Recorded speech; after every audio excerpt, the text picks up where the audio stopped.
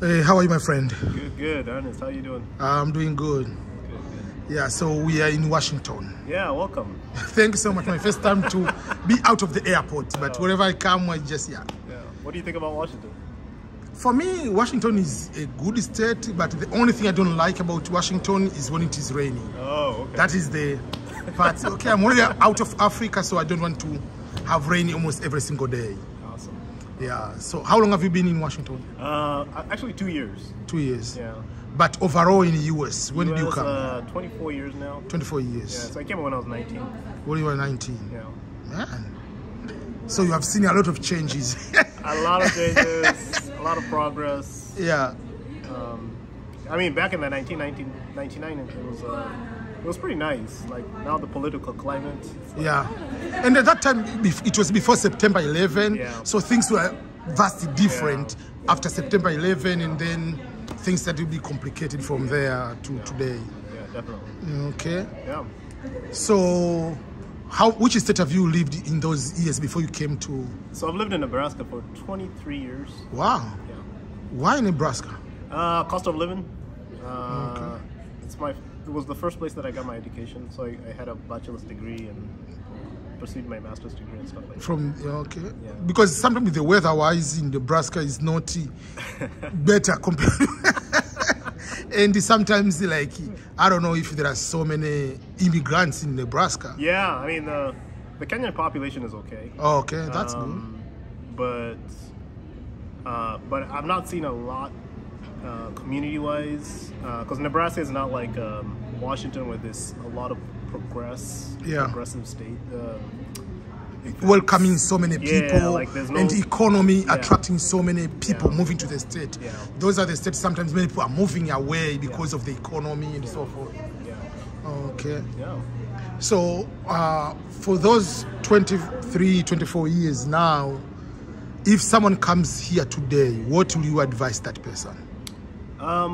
You have to understand the system. The United States is not what people think. It's not like you can come in and just say, oh, I'm going to make a lot of money. Yeah. That's not true. That is our expectation. Yeah, everybody comes here and thinks that everything is just simple, easy. Yeah. It's not true. So what I tell people is, yeah, it's great to pursue an education, but you have to think outside the box. Yeah. Because sometimes when you come here, the white population, they're not going to help you, because a lot of these people, right, they're not more progressive in terms of education, right? So you're not going to find somebody who's going to guide you in terms of what you need to do next. You know what I'm saying? So the mistakes that I made 23 years ago was, one, I didn't have a mentor. Yes. I didn't even know what a mentor was. Wow. When you come here, you're just like going with the flow. Yeah. See what I'm saying? And then my advice is, find somebody who's somebody who really wants to genuinely help you and wants to progress you in life. Sometimes people come here and think that just because they're in America they can do anything they want, which is not true. Yeah. The laws in the United States are very strict, right? So if you come here and you start doing stupid stuff, you pee on the road, whatever. Yeah, you're gonna go to jail, right? So the political climate right now is it's very dangerous. So I tell a lot of people, be very careful what you're doing, because this administration is really cracking down on a lot of illegal stuff. What was your profession like?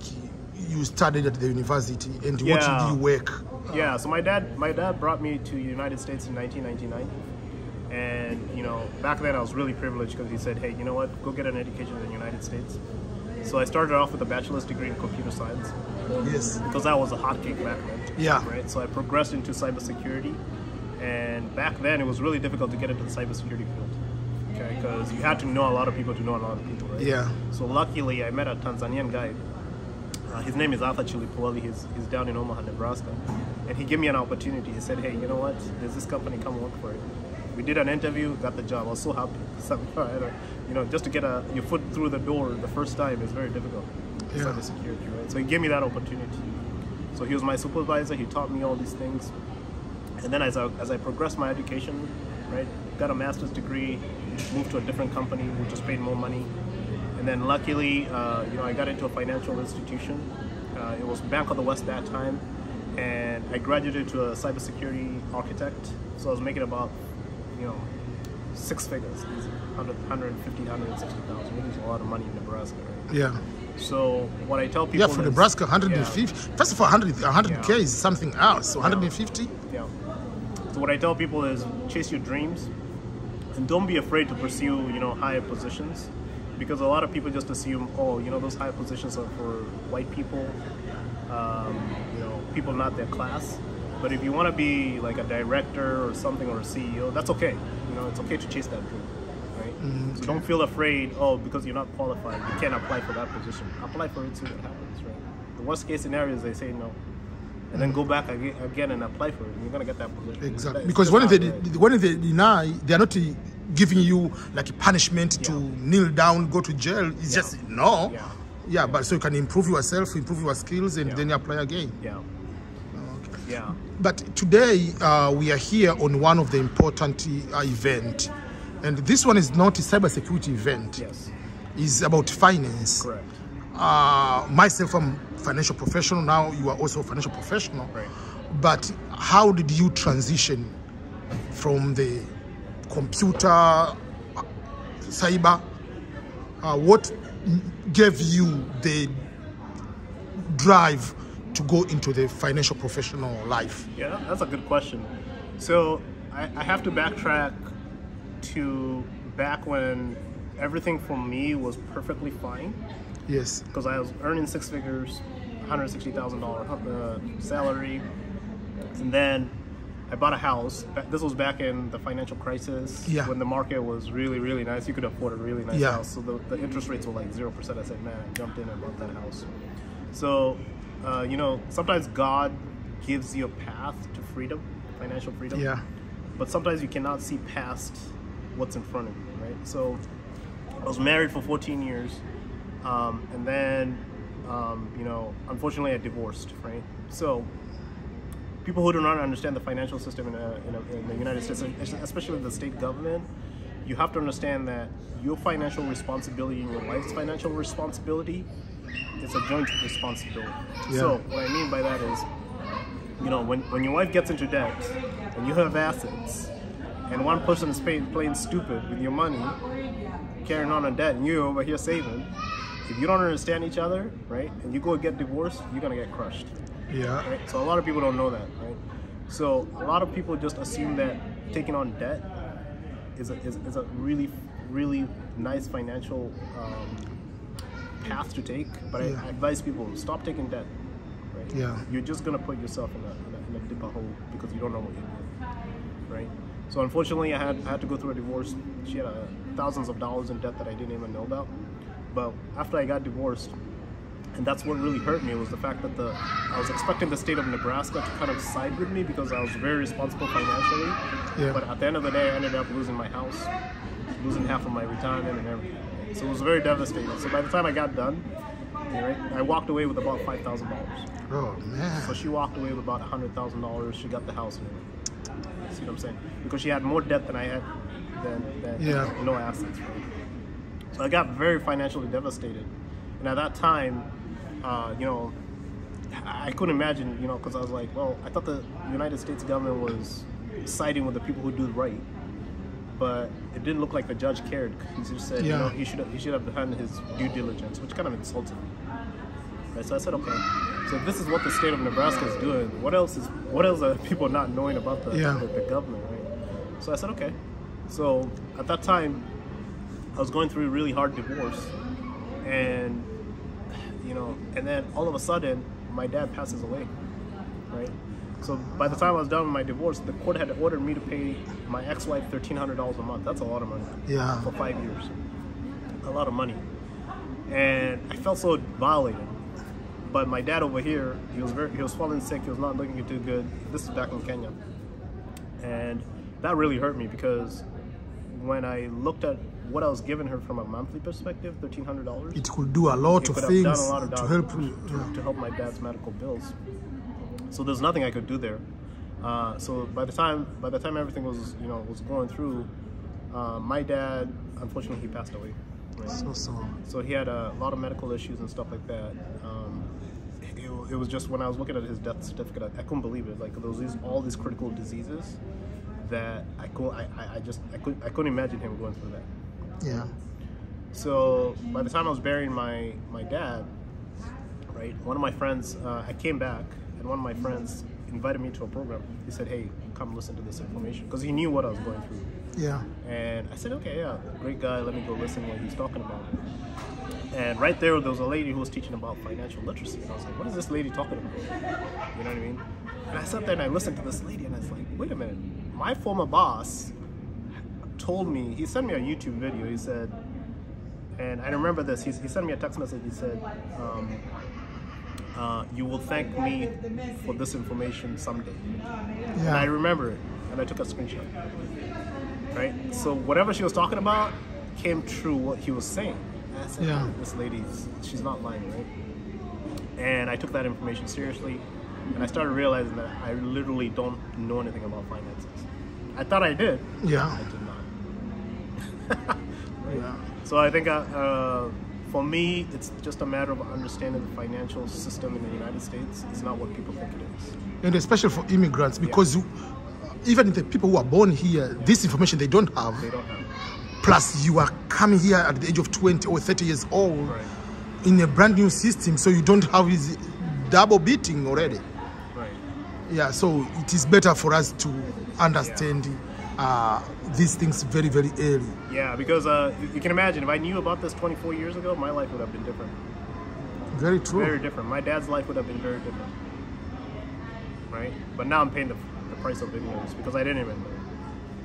Right? So what gives me purpose and drive is my dad, seeing what he went through and what I went through. It's like, especially about Kenyan people, I'm like, guys, we need to wake up.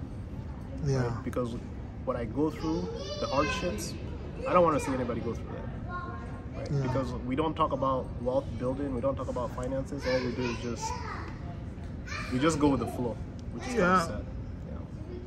That is a big challenge. And especially, like, we don't talk about the issue of money in general. Yeah. Because we think we know about money, but we don't know. We don't. That's number one. Yeah. And number two, we are not talking about 30 years to come. Yeah. We are not talking about when I retire 30 years, how will I survive? Yeah. What if I die? What if I get this medical, critical seriousness disease? What will I do? Yeah. We don't talk about those. So they will take him back to Africa. Yeah. But going to Africa is not a solution. Yeah, and I bet a couple of people, a couple of Kenyans who say that. It's like, well, what if you get sick? Well, somebody in Kenya is going to take me. I'm like, no, their financial responsibility is their family. They didn't equate you in the equation. Yeah. So what are we doing? You see what I'm saying? What are we doing? Yeah, so these are very, very important things. I usually tell them the same thing we're saying. Yeah. For me, I've been here 17 years, and I usually tell people the number one mistake we are doing as immigrant, we are focusing more on immigration. We forget about there is the issue from they want to know about the finance, Right. because once we know about the finance, your entire life will be different. Right. From how we spend your money, how we get tax return, where do we use that money, the child tax credit, how do we use that money, like what if I get sick?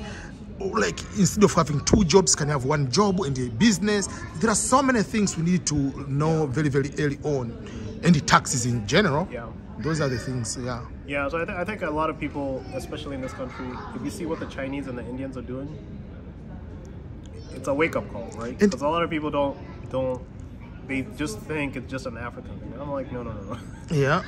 You have to see the reality of these, and I welcome somebody to just go to Vegas. Call me, go to Vegas. See for yourself, right? Because seeing is believing. Yeah. Because a lot of these Chinese people and Indians in this financial space, they're doing really, really well. I think the challenge with our community, we don't like to listen. We have to go beyond the get together for celebration for our independences and just eating chapati, eating rice, jollof, whatever. That's all. We need to have, when we are meeting, let's share the important things for not only ourselves, but our kids, our grandchildren. Yeah, that's true. Those are the things that are very, very important. Yeah, so thank you so much for sharing this story. And I think it will be a waking call for so many other people who are just starting, but not only starting, you can be here 15 years and you do not know certain things. Yeah. So you can get in touch and give this type of education, teaching them Yeah. about something like this one. Yep. And Yeah, it's so- okay to have a conversation. I tell people, have a conversation. It doesn't hurt. Yeah, and if you you want to get in contact with Larry, I'll put in my I'll put the website, the link, which you put in my link, but you just write there. Just I got the information about Larry, and they want to have the meeting with him. We can set the meeting.